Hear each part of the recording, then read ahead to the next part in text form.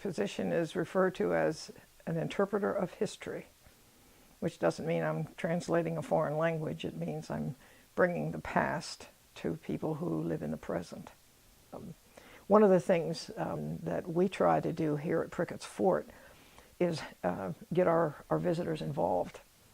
If I'm working on wool to get it ready to spin, I'll ask my visitors who have shown an interest, of course, make sure they have an interest, if they'd like to help me pick or tease wool.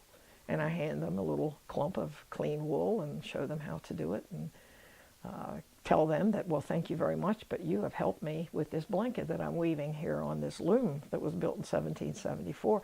And that usually, then they're hooked after that, as a rule.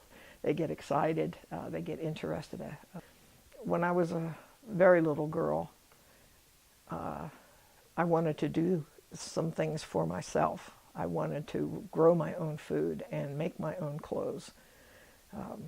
And it just never went away. I believe I was born that way. I believe.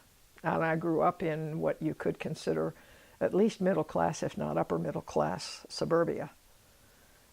My father was an executive for the H.J. Heinz Company, and I went to fine schools, for which I'm grateful. But when other little girls were playing with their dolls, when I was a very little girl, their dollies were going to marry a prince, or they were already a princess, or a movie star, or something. And when I played with my dolls, we were pioneers, my dollies and I. So I think I caught it very early in life, wherever it came from. And just everything I did. I was sewing my own clothes by the time I was 12 because I wanted to. It went from there. Now I even make the threads for the clothes that I wear, at least at the fort. If we don't know where we've come from, we don't really know who we are.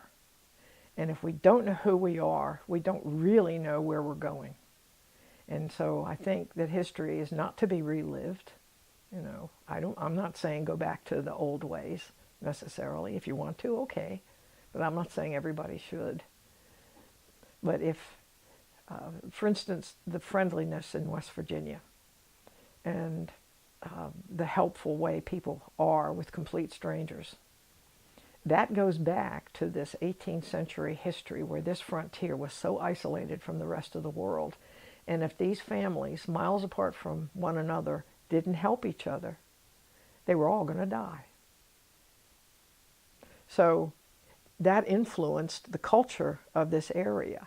And there's still some of it left. It's slowly disappearing as modernity takes over.